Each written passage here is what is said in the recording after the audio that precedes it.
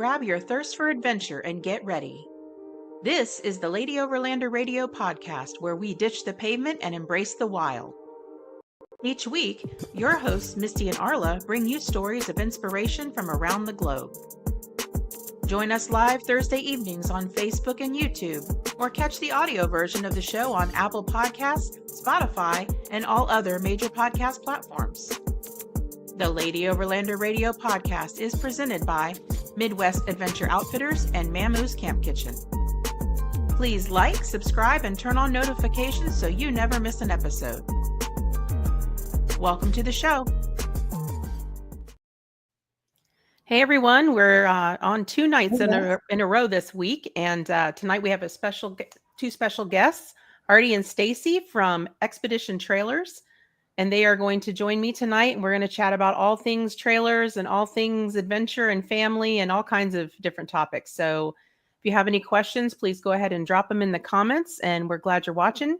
And I will give Artie and Stacy a moment to introduce themselves and give a little background on how they got into overlanding and building trailers. Yeah, well, thanks. And thank you so much for having us on. We're super excited to be here. Yeah. Great.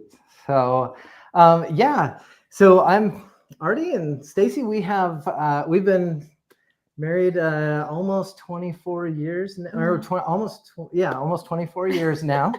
So I had to do the math real quick. Have 5 kids ranging from 21 down to 11. Yeah, and we're soon to have an addition. Yes, our oldest is engaged to be married. Yeah, and so amazing. We're super excited about that. She's a wonderful girl from Scotland, and Miriam Davies. So that's cool. We're excited about that. But so I was actually a little tidbit about me. I was actually introduced to off-roading by Stacy when we were dating. So nice. Little backwards there, but it's been super awesome. We had an exciting short courtship. Got engaged in January, married in April. Yeah, we knew instantly. We were just head over heels for each other. Aww. So, and, we have our ups and downs, especially because we work together. Yeah. So, it's not just home life, but it's work life too. So, but I'm pretty lucky. And only every once in a while am I mad at my boss. Yeah. His boss is pretty mean to him sometimes. But we sort it out. Yeah. But so our kids are Tyler, Kayla, Carly, Emily, and Addie. And you've probably seen one or all of them and some of the things that we've done throughout the years. But one thing that's been super important to us, aside from family, is the outdoors. And that really, was very evident from the very beginning. Yeah. Our entire wedding registry, I think, was camping equipment. It was. Nice. Yeah. We both loved the outdoors. We both did kind of some different things in the outdoors, but just having the love for the outdoors was a big attraction for us. And we were able to introduce each other to different hobbies in the outdoors. Yeah. So, and off-roading, four-wheeling has just become our life. That's just what we do. Yeah. Yeah. Absolutely. And you take your kids on your adventures and all of that. Yeah. So since they were babies. Yeah, we call it FFF, which is forced family fun. And it usually very similar to forced military morale when I was in the military. FMM. Yeah, so that's usually the way it goes is, guys, we're gonna go out this weekend, and it's rolling eyes, right? But what's so cool is pretty much every single time we're on our way back, it's, do we have to go home? So, and one trip in particular was we were on our 16-day trip through Oregon. Yeah, we tried to follow the Pacific Crest Trail which is a hiking trail, right, as closely as we could. And just had a great time. And on our way back, we're camping. It's funny that you say it was a great time, because it was actually a very difficult camp out, but we did have a great time. You know, I mean, we were rained on a ton. We had to clear a bunch of trees. I mean, there was one day that I think we made it 3 miles, and we were moving or chainsawing for about 17 hours. And one of our kids, you know, kind of looked at me with this little pitiful face and was like, "Are we going to eat tonight?" I was like, "Oh, that's right." And so just right there in the middle of the road, I start cooking, and she's like, "Can you cook here?" And I said, "There's nobody who's going to go past us." We're going to, yeah. I'm out there with the chainsaw. Tyler's pulling stuff. We're winching. I mean, it was crazy. I think we cleared like 40 trees that we day, did. We you know, ranging from, you know, something like this to huge, oh wow, pretty big. But at the end, sorry, I cut you off. You were going to say at the end. Yeah, but at the end, we were in Nevada, and we're camped, you know, in like nothingness, right? I mean, it's just nothing dirt special everywhere. And our daughter, it was the last night. She came up to Stacy, right? Didn't she come up to you? And she was like, I mean, kind of like, do we have to go home? Like, I don't want to go home. Yeah, you know, so we had such a good time. Yeah, that's how you know it was a good time, even though you had some struggles, is when they don't want to go home. Yeah, you know. Yeah. But you know, that's kind of where we're at now. You know, rewinding a little bit to how this all got started. You know, obviously our love of outdoors and you know, finding each other, right? But you know, it was very much the, I don't know, classic, you know, American dream / struggle where you know, Stacy had a business.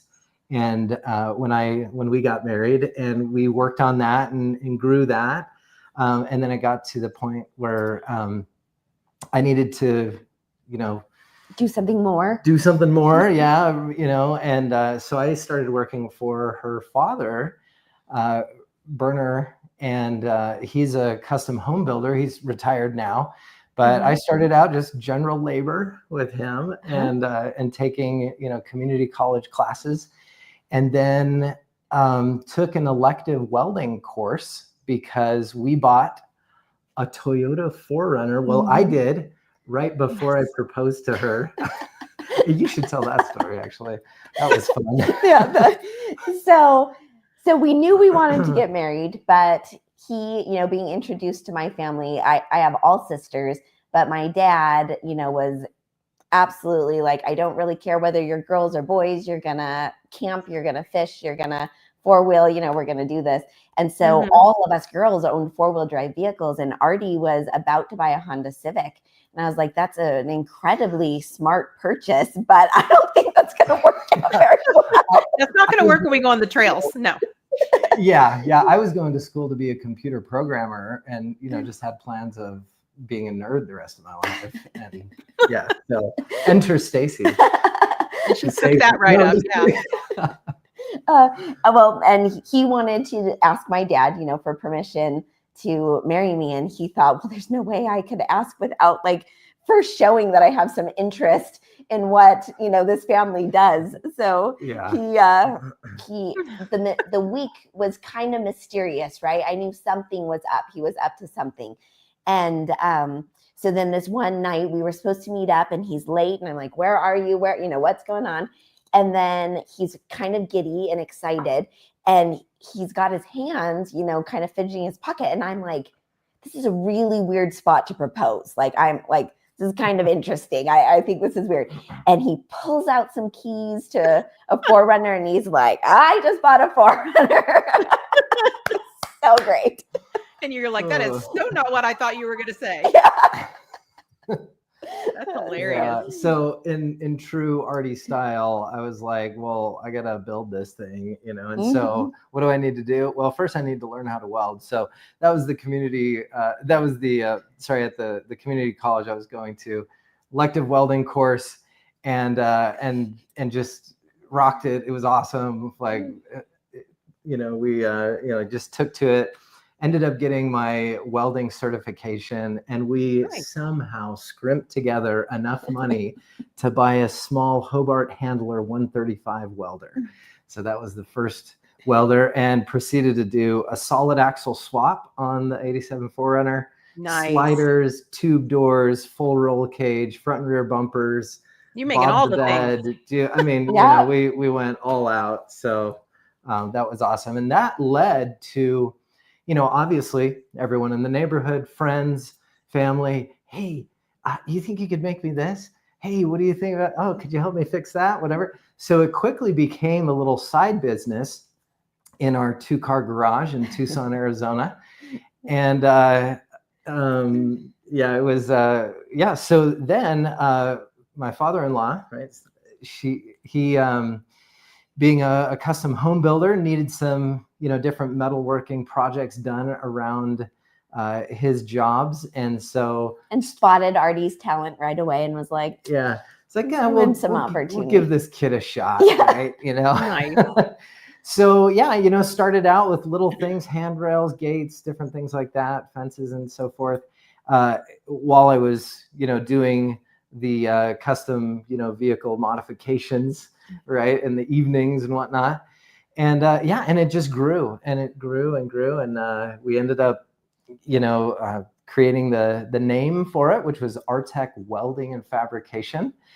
And now we know it today as Artec Industries, with Xpedition Trailers as part of that. But Very nice. So that was the very early stages of that. And I wish we had a little picture, because it would be fun to show. But all of our kids, I remember Tyler, our oldest, being in one of those boppies and on Stacy's chest, right? Buckled in while we're four-wheeling through some pretty gnarly obstacles. And so, it was, pretty awesome. Yeah. No, that's pretty great. I mean, you took your love of the outdoors, and you took this newfound interest of the welding and fabrication, and kind of married them together and made some pretty awesome businesses out of that. Yeah. So today, like I said, it's Artec Industries. And within Artec Industries, we have the off-road brands, right? Mm-hmm. The where you can get bumpers, sliders, things to modify your vehicle, right? Yeah, axles, undercarriage armor, and, belly pans, and all that. I need that. Yeah. And then the other is Artec Metalworks. So that is our custom job shop or contract manufacturing arm of the business. So we do a number of off-road products for other companies, as well as other industries. Even we do things from the medical industry, everything. I mean, fitness industry. So that's a lot to keep up with. Yeah. I mean, we don't sleep very much. Hey, between that and 5 kids, how do you find time to do anything? Yeah. Wow. Yeah. Not to mention the third, Xpedition Trailers, which is why we're here tonight. So yeah. And that was really go ahead. Let me pop this up here. Michael says, any tips on a family of 3 small boys on where to start to get into overlanding? From Michelle. I love it. Yeah.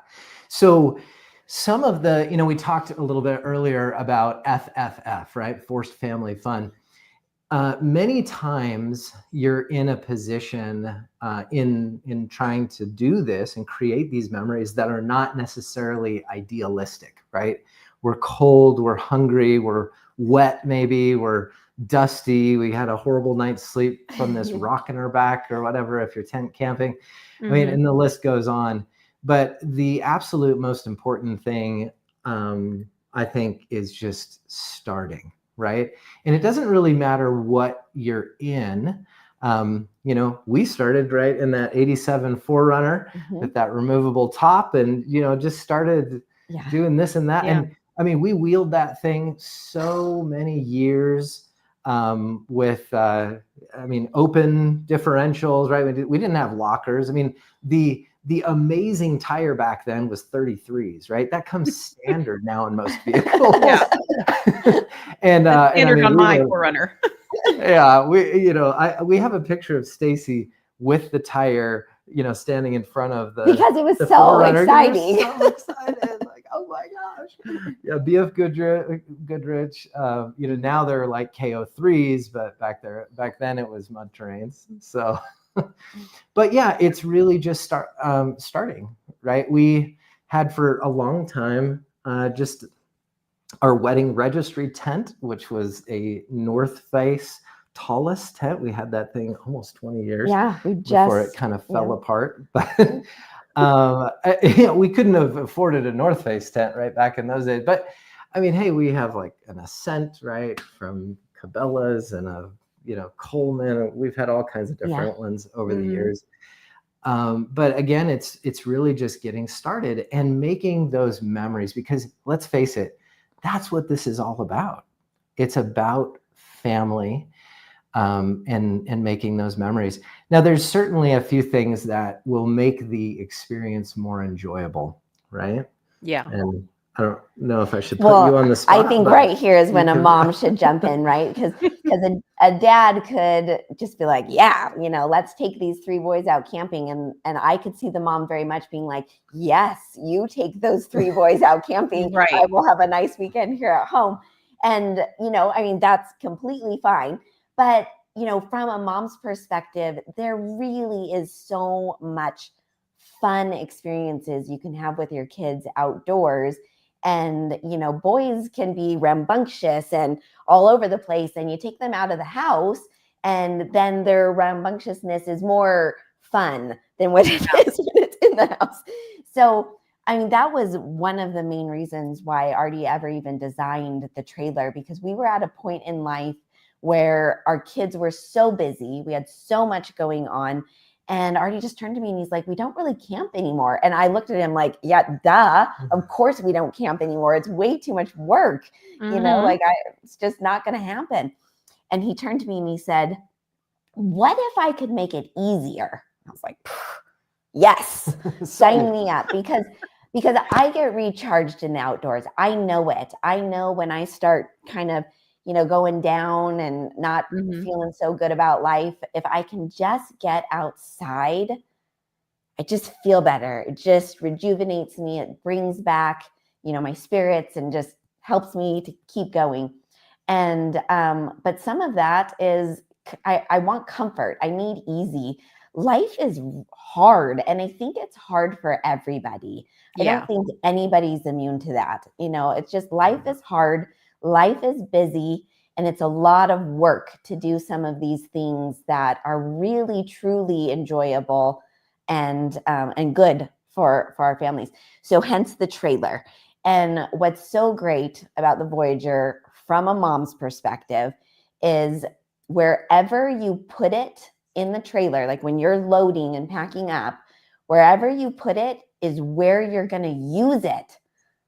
And like, I can get to it myself. I don't have to ask my husband to climb into the back of the truck and pull out the 4th bin underneath and back over there to get me whatever I need, so it just, I don't know. It's just really nice to be able to have it easy with the trailer. Now, I do realize, and I want to reiterate, like, just get started, start with a tent, whatever you can to get outdoors. But, if you can graduate to something a little bit more simple, that essentially is ready to go.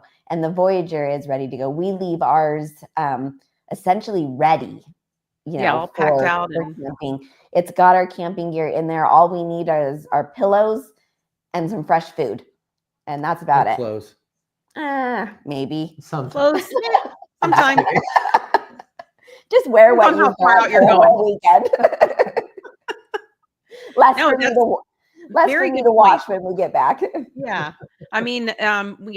Starting out with, especially with kids, I would recommend, camping close to home to first, just test the water, see if everybody's into it. And if you forget something at home, you can kind of run back.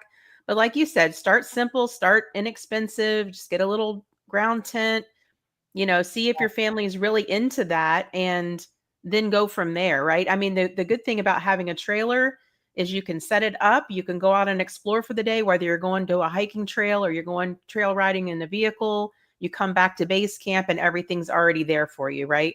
Yeah. So that's a great thing about having a trailer, but not everybody can roll right into that. It's a process. And I know that when you guys probably first started out camping, and when we first started out and we had young kids, you never really had any money. You had to you had to go with what you want. And camping is honestly, if you do it right, one of the most inexpensive activities you can do, Yeah, and absolutely. then you build from there. It took us years to modify our overland builds and add new things on there and, kind of expand to that. And, we've had a trailer in the past, and that was great with 3 young kids. And I'm sure you guys would agree that you've been able to fit most, if not all, of your kids into the Voyager, correct? Mhm. Oh, yeah. So we've done a 29-day trip, 1 vehicle, 1 trailer, all 7 of us. 7 of us. Yeah.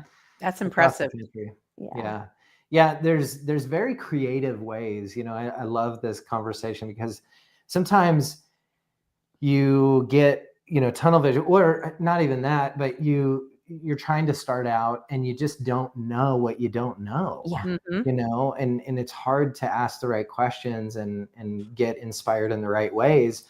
But there's so many creative things out there today, and some of those we've integrated into the Voyager trailer, but they can also be used on a common vehicle, right? Like one, for instance, is the 23-0 Bushman awning. So the Bushman awning is a very simple, very inexpensive awning.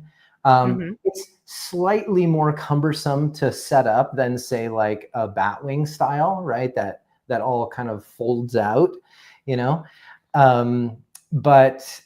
it's inexpensive. And the one really cool feature about it is it has an optional room that you can zip on. Now it's tent fabric, but it has a ceiling and a floor. And we've put that onto the Voyager trailer so that you can step out from the trailer into an enclosed room, right? You can stand That's so up. nice. It provides additional sleeping space, et cetera, et cetera. That's where you can get dressed. You can put a toilet in there for nighttime, it's really handy. So using things like that, right, in the very beginning, off the side of your vehicle, if you don't mind mounting an awning onto the side of your vehicle, is a great place, a very inexpensive way to get started. Some of this gear is very costly, right? It's very expensive. And there's a reason for that, right? Sometimes we roll our eyes and like, oh my gosh, this is so stupid. Why am I buying have so much money into this? But the reality is you want to be able to trust your gear in the backcountry. And the further you go out and explore, and the more, I don't know, risky, right, the trip is, the more you really need to rely on that, because it could save your life in Absolutely a very real sense.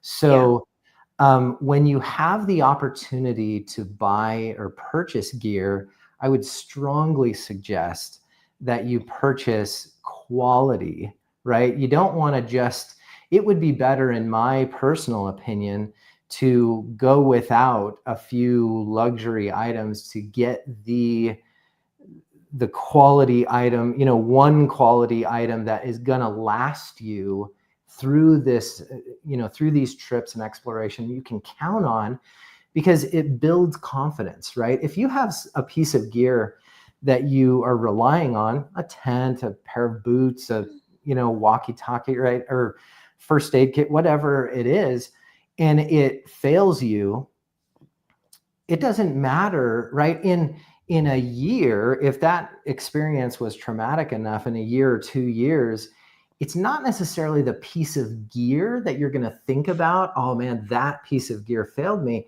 It's going to be more, God, that trip was horrible. You know what I mean? You start thinking about it in that sense. and then you're setting yourself up to fail, really. Yeah. You know, which is no fun. Sad. So invest in quality gear that is going to last, that has a good reputation. The other thing that I think is really important is find your people. Yes, definitely. Find your people and go with them, right? The first, second, 50th time, whatever. You learn so much. It's so great. I mean, doing things like this, we all have a chance to share our experiences, and no matter how long you've been doing this, we always can learn from each other. And especially if you have kids, it's great to go with other families if you can, because you can the kids can go out and play and run around and keep each other entertained and have that outdoor experience and climb things and explore, and the adults can kind of hang back and talk. Yeah. And, Yeah. Absolutely. So we have, so they said, great advice. Thank you. And then we have another question here from Misplaced Overland. What is your all-time favorite camping spot? That's like a trick question. It is. Because in some ways, well, first of all, sometimes you don't want to divulge your all-time favorite camping right spot. But, for us, it's about exploring. And so although we do have a few kind of core places, that we have memories of and like to go back to, we still are always looking for that new spot. And there's certain things that we like to look for. We love to be around water. We love to be around the trees, but yet we also have some really fun desert camp spots. So really, I don't think I have a favorite camp spot. I just like going and finding new ones. Yeah. So I think probably our favorite area to camp, and this may surprise some people, especially if they know where I'm about to say, but is the West Desert of Utah. And it's not because it's ultra spectacular and beautiful, although there is incredible beauty out there, and we've had so much fun. But that's really where we started exploring like a lot. We'd gone on little trips here and there. Well, there's so much diversity out there that you really do have to go out looking for, because it's remote. There's not a lot of people out there. It's not super easy to get to. And when you start getting out there, you start feeling like, I am not near,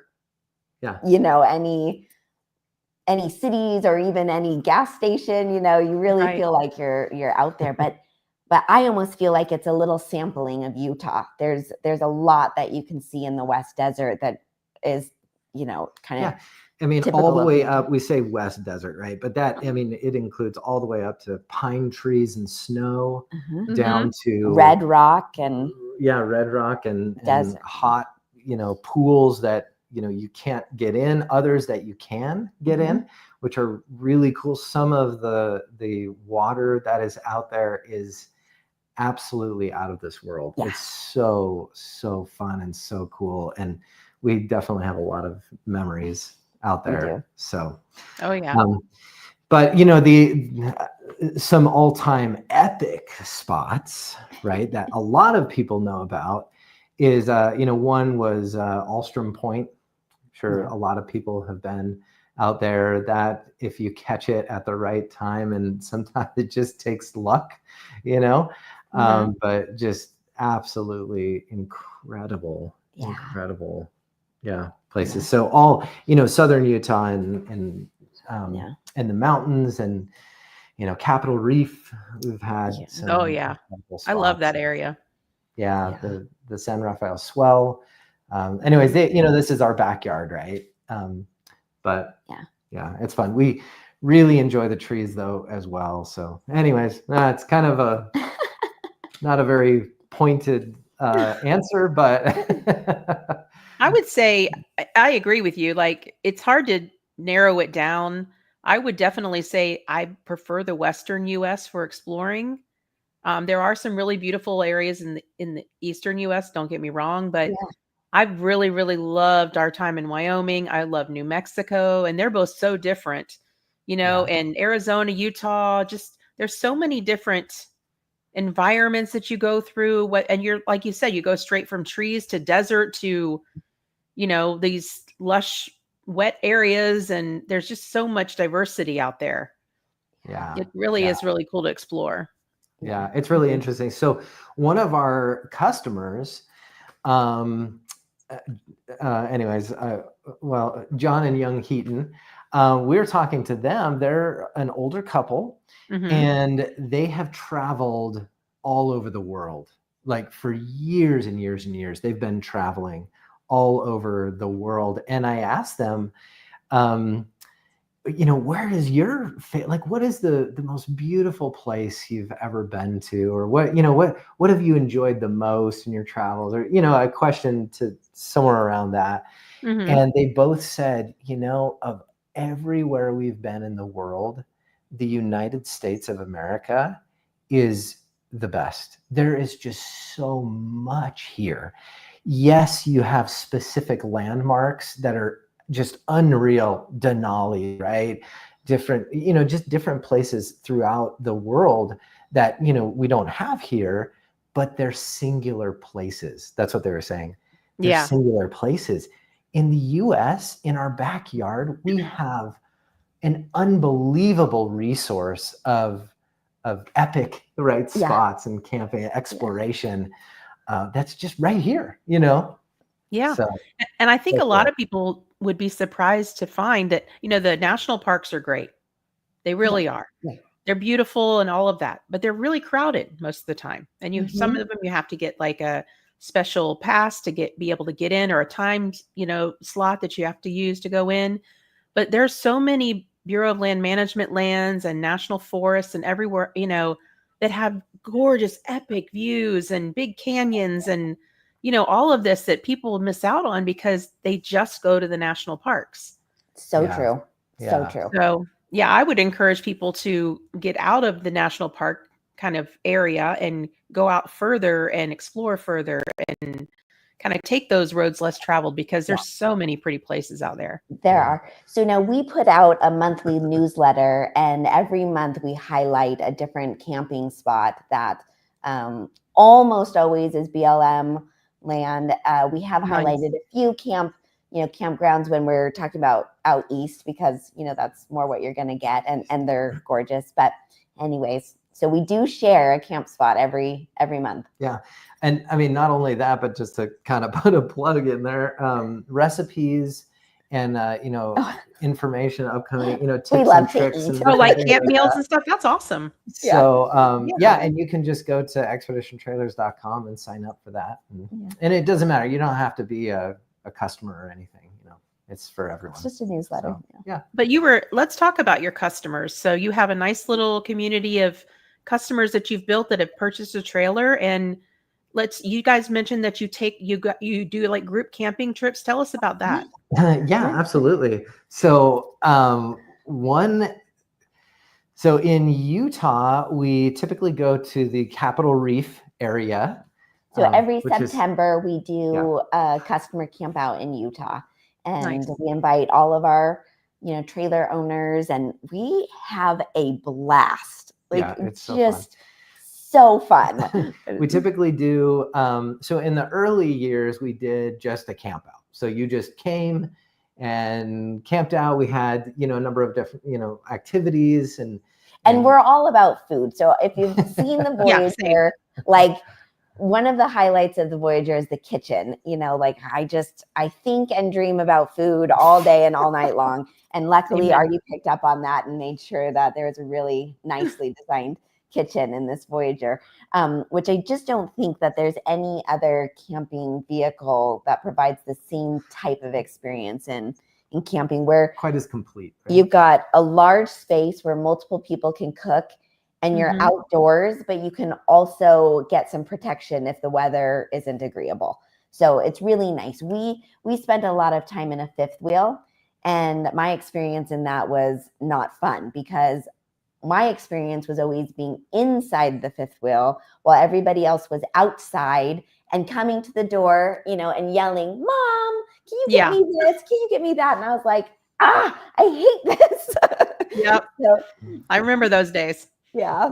Yeah. So the kitchen's really, really nice. Oh, so back to the camp out. So we share a lot of food when we're in this, camp out. Yeah. So we'll do like a cook-off, right? Or just to share a brunch. I don't know whatever you call it, where everybody makes something and you share. just go around and like share. a potluck kind of thing. Yeah. Yeah. So you kind of, I don't know, Red Robin it or whatever. You go around to all the different trailers and everybody gives you what they've made. And, so anyway, really good stuff. It's right. Or you have it out, right? So and then we typically do campfires and have a good discussion around just our experiences and what everybody's done, what gear that we like, things like that.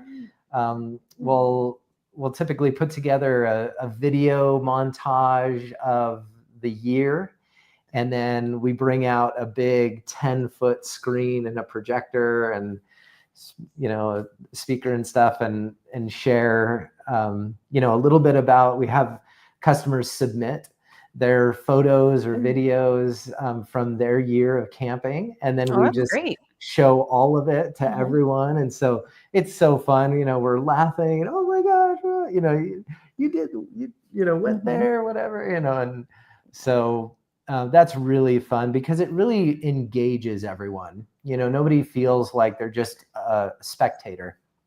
They're part of the entire experience. And this last year, and what we're going to do this year is we've made it more of an overlanding experience. So instead of just having a camp spot to meet at, we had a starting spot, and then we did how many miles?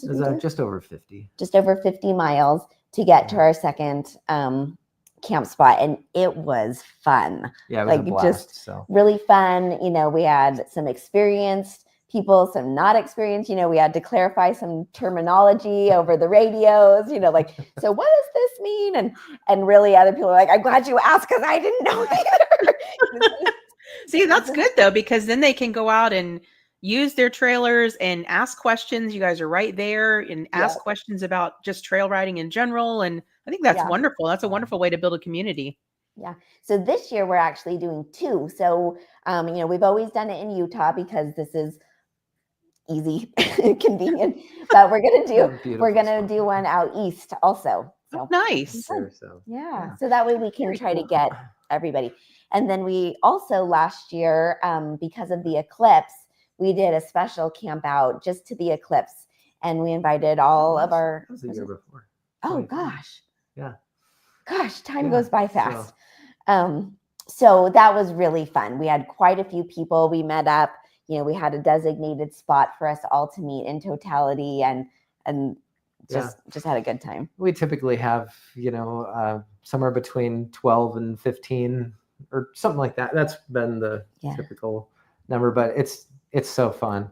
So yeah. Oh yeah. We have another question here. What are some new things for the Voyager for 2025? Awesome. Are we allowed to talk about it? Yeah. Okay. We have some things in the works. Yes.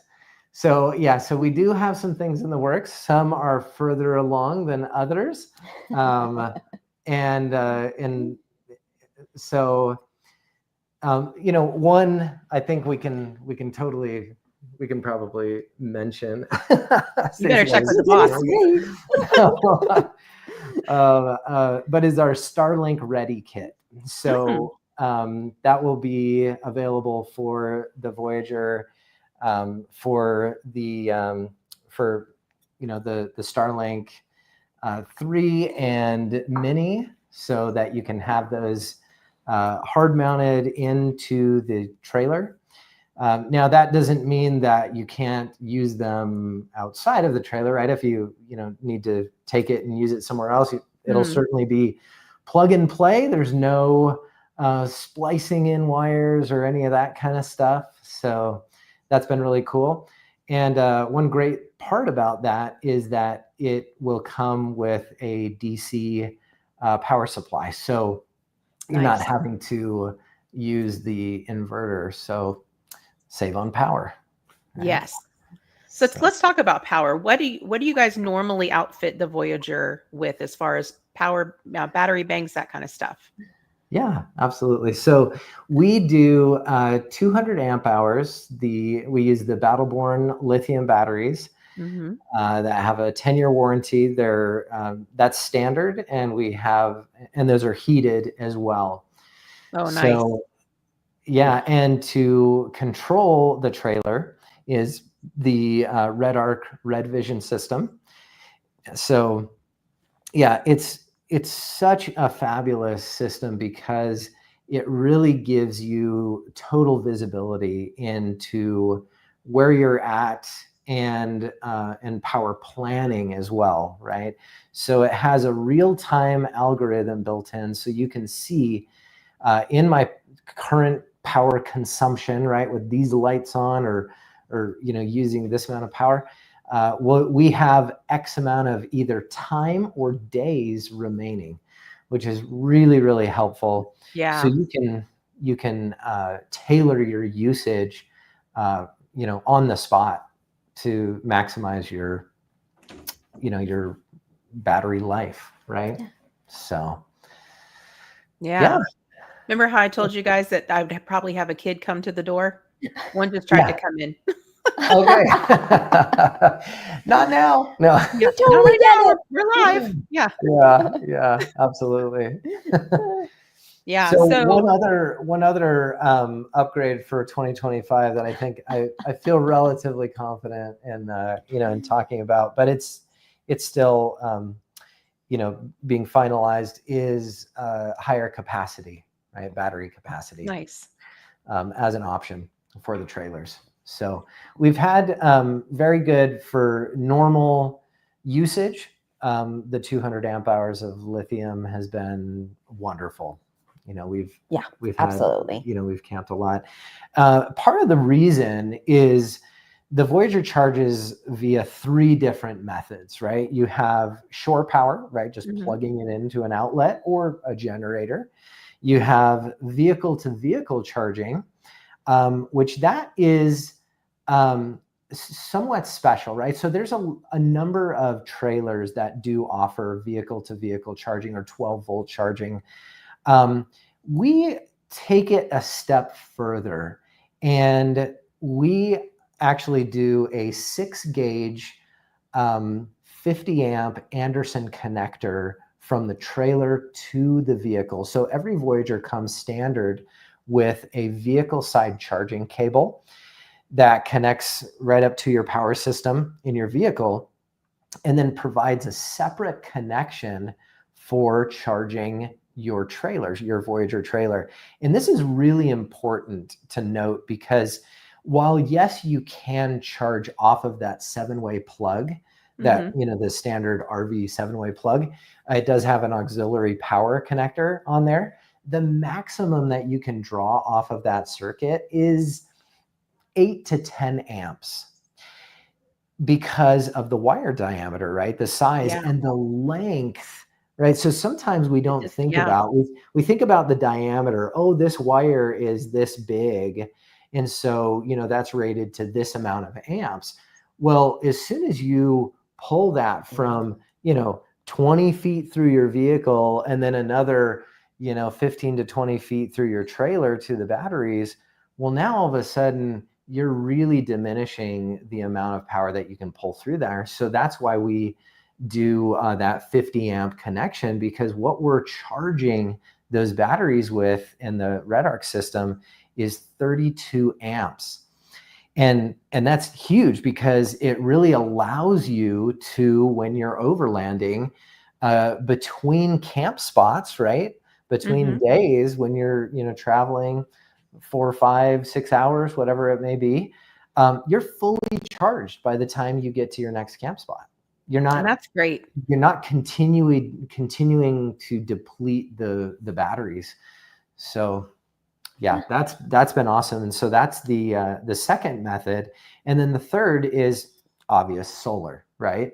The Red Arc Red Vision system comes ready to go. It has a MPPT controller built into the system. So we do a standard SAE connection at the back of the trailer.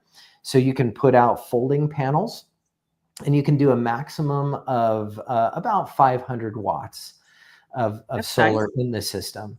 But what's really cool is we do an optional roof mounted solar jack, which is the MC4 connectors, the standard, industry standard solar connector. And so you can have rigid mounted panels on the roof of your tent, right?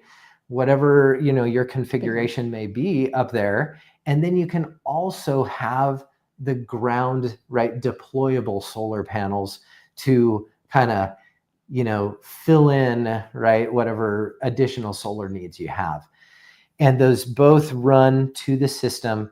One thing is you have to have, or don't have to have, but it's recommended that you use the same voltage panels for both the rigid and deployable, because the system will default to the lower voltage. So, yeah, but that's nice to have those options for sure.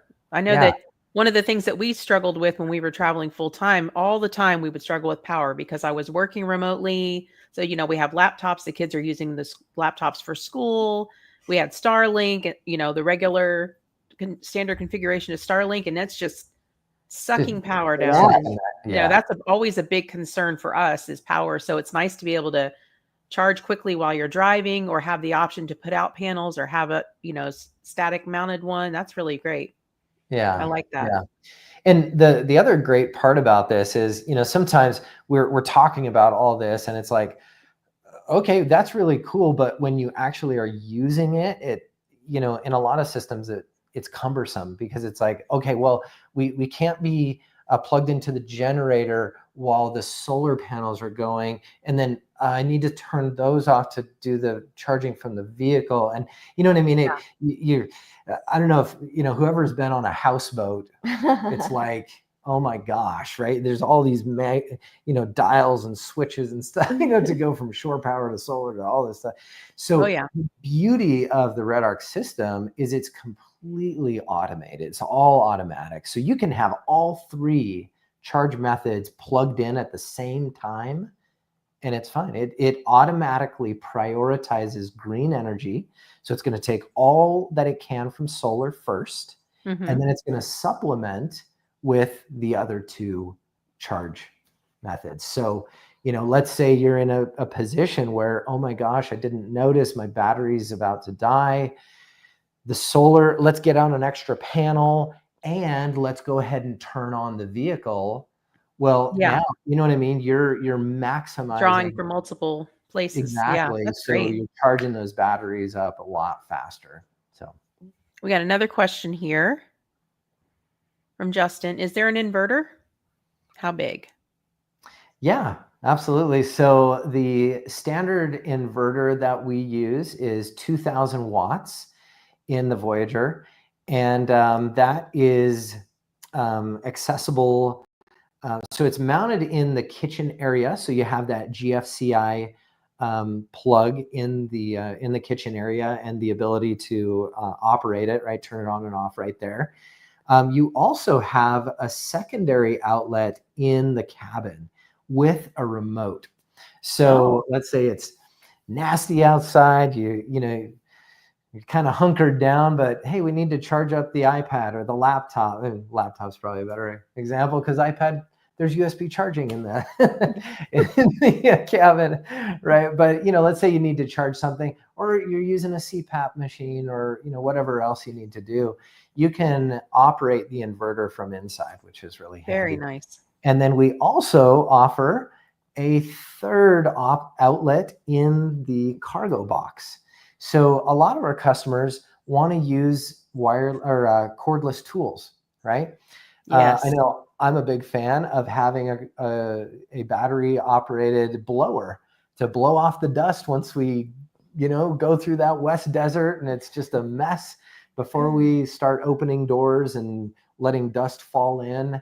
you know, I blow it off, right? So you have that ability to charge the batteries, to keep those, you know, the charger in that front cargo area, or anything else you may want to charge, right? Maybe you have an extension cord that is, you know, run to something else, you know, a light or a projector. Oh, movie night, yeah. Right, and that way you don't have to have the kitchen open or the main cabin open with an extension cord plugged in that way. It's kind of coming from the garage, so to speak. So, garage. The garage. Oh. So let's talk about, so does it have an articulating hitch? Yes, absolutely. Okay. So we use the max coupler, 360 coupler. So it's rated to 8,000 pounds, which you're never, if you ever get to that, we have big problems, right? Yeah. The trailer base dry weight is 2,600 pounds. Normally from us, with all the with a lot of options, we normally see it configured right around just under 3,000 pounds is kind of where we see the trailer at. But yeah, fully articulating, so you're not going to get bound up on the trail. It's pretty easy to, you know, connect. You have a pin basically that connects it to your vehicle, 5/8 hardened pin, and yeah, it's easy to operate. I can even do it. Yeah, Stacy by herself. So she went on a mother-daughter camp out. So her and our youngest. Yep. We're out and kind of got into a rough spot. A pickle. We won't get into how I got into that pickle. I got a little too confident in myself, but I had to drop the trailer and you know, get ourselves turned around, and we were able to do it. You know, me and my 11-year-old daughter, it was not a problem. Yeah. So yeah, I think that's one thing that people sometimes are apprehensive about, taking a trailer on a trail. Like if you're on a shelf road, something, and when you get stuck and you can't go further for whatever reason, what do you do in that situation? And sometimes you have to back it into where you can and drop the trailer and kind of adjust. And sometimes you have to just back down the trail. I mean, that's happened as well. So that was the situation I was in, you know, and I could only back up so far. And then, you know, it's just like, this isn't happening. You know, I can't do this. So yeah, we had to drop the trailer, turn the vehicle around, push that trailer around. And, you know, and I'm only 4'11". You know, pushing a trailer around, you'd think, yeah, that little girl's not going to be able to do that. But we did it. You know, we got it turned around, and it just really wasn't that big of a deal. Yeah. No, that's great. But it could have been, but it wasn't, you know, because the trailer was very easy to maneuver. And I want to just quick note on this, right? Some trailers have a tongue that is like this, right? It's you know, a triangle, right? And then the coupler is right there. The Voyager trailer, when I designed this, I specifically designed it with a singular bar. And that's really important because what you can do with that, the length of that bar is really half of the length of a full-size vehicle. So you can, what that means is you can get into a tight spot and you can jackknife the trailer, or in other words, you can have the trailer and the vehicle 90 degrees or slightly over 90 degrees. And that's really important when we're talking about things like this, right? When you get down to a tight, you know, trail that you've got to turn around in, if you don't have that ability, right? If you're in a trailer that has, you know, only the ability to go 45 degrees, well, your turning radius is so much larger than if you can do a multi-point, you know, jackknifed turn and get out of there, right? So I know when we were out in Wyoming with Bill and Deb, and they had your trailer and putting it through its paces, for sure. You know, it was it was interesting to watch. And we did a lot of really deep gullies and off camber, trails and situations. And there was another couple that was with us that had a completely different trailer, and that other trailer did not fare as well. And as a matter of fact, when they got back home, they actually sold that other trailer. Like, they were not happy with it. So, definitely I've seen your trailer on the trail in action, and it's definitely capable. It's definitely, it's got a nice departure angle for the back, and it's very well made. And, I remember them opening it up when they would get in at night, and there's no dust inside, which is another thing that, the other people had an issue with. Every time they would go to get in at night, the dust had kind of gone through the seams, and, there's a little fine, thin layer of dust everywhere. And so that was pretty irritating for them. And no, it was very impressive. And that kitchen that you have on there, like you're saying, is massive and really, really well built and nice design. Thank you. Yeah. Thank you. I think a lot of that just comes because we've had years of experience, on these trails. We know what it takes, or what's needed, also it helps that the first prototype that Artie and our son Tyler built was right before COVID. And so, we just finished it, COVID hit, and it gave us the perfect time to just go out and use it. And not that many changes came from it. It's very minor. We already knew quite a bit of what was needed for this trailer, but but there were a few things that you can only learn through experience, and that experience can come through obviously testing, but it also comes through the time that you've had in the industry and doing this, right? It's unfortunately, and this kind of goes back to the very beginning when we were talking about gear and purchasing quality gear. Sometimes it's difficult, right? It's expensive, but it really depends on, it comes down to what is your mission, right? And what's important to you, you know what I mean? Yeah, definitely. The Voyager trailer is certainly not for everyone, and we completely realize that. But I have this problem where everything that I do, I have to do the best. And unfortunately, that just means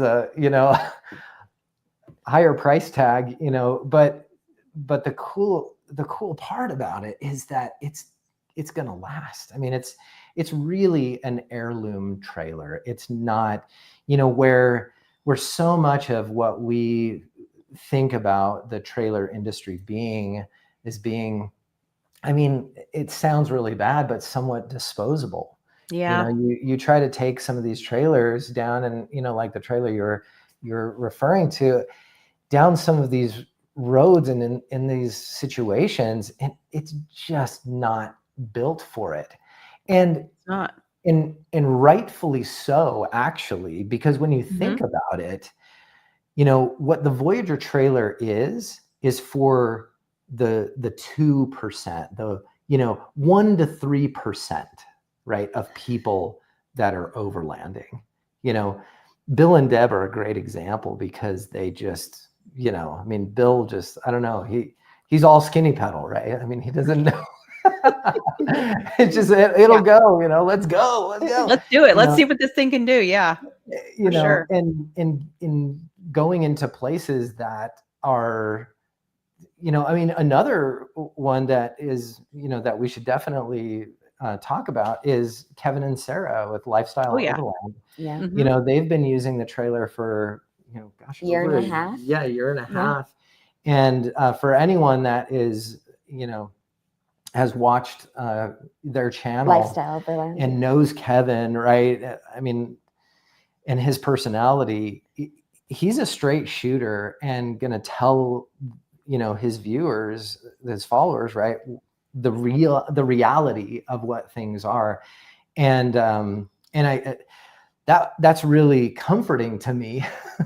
Because we have such confidence in what we build, right? And he seems like he's very particular and likes really good quality as well, and very discerning when it comes to that. So absolutely. And they have been using that a lot with their baby and their older daughter, and Yeah. able to, I mean, you guys did it with 5 children as well. I mean, there's, yeah. you know. So the cool thing about this is, this trailer can be for anyone, right? Mhm. Whether you're single or all the way up to, a family, big family. young and old. I mean, we talked earlier about John and young Heaton, in their 70s. And I mean, they go all the time. They have over, I think the last customer camp out, which was in September, I'm pretty sure I remember hearing that they couldn't come, but I remember hearing that they were somewhere around 36,000 miles on their They trailer. couldn't come because they were out exploring probably somewhere else. Exactly. We actually saw them on the way to the camp out. We're like, there they go. That's funny. Well, that was at the eclipse. Oh, right? the eclipse. That's right. In Arkansas. But, I mean, it really can be for anyone. And, in Kevin and Sarah's situation, right, with Abigail, they needed that crib bunk bed inside the cabin, right? That we offer, but they just recently took it out, and because they're she's big enough. They're starting to kind of modify the configuration a little bit, and that's the beauty of what we want to offer is something that really can work in any life situation, right? Whether you have 5 kids like us, or you're a retired couple, or just starting your family, or whatever, there's a way to really set it up the correct way for your situation. Yeah, absolutely. It's funny that you mentioned the kids again, because I remember when we first had the kids, we had 2 2-year-olds and a newborn. And I remember a lot of the people on the East Coast were like, "Oh, wow, you have 3 kids? You must have your hands full. That's a lot of kids." And then we went out to Arizona in a mainly Mormon and Catholic area. And then we were the people that had hardly any kids. Like, "Oh, you only have 3 kids? Really?" Yeah. It's funny that there's all kinds of different family sizes. But like you said, the point of that is you can be a couple, you can be single, you can have many children of different ages, and it can all be kind of customized to fit your needs. You talked about the awning with the extra room outside that you can put on. And that's really great, especially for families, I think, because there's a lot of times that, they think, okay, we have to be in a regular big RV to be able to go out and travel and do these things, but you really don't. You just have to think a little smaller, think more like a backpacker, and kind of downsize a little, but you can still be very comfortable in a smaller package like that. Yeah, absolutely. And it really gives you the opportunity to get out to these places that we were talking about earlier, right? Allstrom Point, no chance you're taking any kind of normal or, regular RV out there. I mean, it's just not going to happen, Absolutely. But it really opens your world to bigger adventures. Yeah, bigger adventures. Yeah, for sure. So if people want to find you guys on social media, what are your handles on all the medias? Yeah, absolutely. So it's pretty easy. Just at Xpedition Trailers on the on Facebook and Instagram, and on YouTube as well. So yeah, and we're going to be out at different events. So we'll be at the Overland Expos. We'll be at Slorex coming up the end of this month. Also, we'll be at Save Expo, and those are happening. So we will be at Slorex, and then the trailer will also be out. We'll have representatives out at the Save Expo. I wish you guys were going to be there. I know. We'll also be at More, and with I'll More. See you there then. We also are partnering up with Race Against Blindness, and they are doing a big giveaway, and one of our trailers is a part of it. And so they'll be at the More Expo. They'll possibly be at Slorex, but so the trailer is going to be out and about, for people to see all over the country this year. Yeah, that's great. Yeah. Steve and his family are great people, and that's really awesome that you guys are doing that. It's really wonderful. We actually have kind of a nice connection. So they're in Arizona. They've got a good connection down there with the Tucson hospitals, and we have a daughter that went through quite an ordeal at birth and has cerebral palsy now, and we spend a lot of time in the Tucson Medical or well, University Medical Center. Now it's Banner, but yeah. And so we've got that connection. And just for us, that was a time in our life when we really could have shut down our outdoor experiences. She was a really sick child, and our pediatrician, would say all the time, he's like, you had every right to put a bubble around her. We really didn't know exactly what her issues were. We just knew that she was a really sick kid, and there would have been every reason, but you guys didn't. And she has beat all odds. And we totally attribute that to just being outdoors. There's something very healing about being outdoors. Absolutely. And we were, able to join in this effort for Race Against Blindness. We love our children. We love other kids. We want them to be able to explore and, have that kind of experiences. And so we're really grateful to be a part of this. Absolutely. Yeah. I met them at one of the Overland Expos. They came to my world schooling and homeschooling on the road class, and we got to know them there. And then Steve's been on the show a few times, and we were there at Moore when they displayed the last Overland build that they had put out and all of that. So they're a great family, and I love to hear that you guys are working with them because it's a wonderful cause. So that's great. Yeah. And just remember, everyone, it's Xpedition Trailers, Xpedition.com. And Artie and Stacy, thank you so much for being on the show tonight. I really appreciate it. And I hope to see you guys very soon. And it was a joy talking to you again. Yes. Yeah, we really appreciate it. Thanks. Thank you so much. Have a wonderful night, everyone. Thanks. Good night. Night. Good night.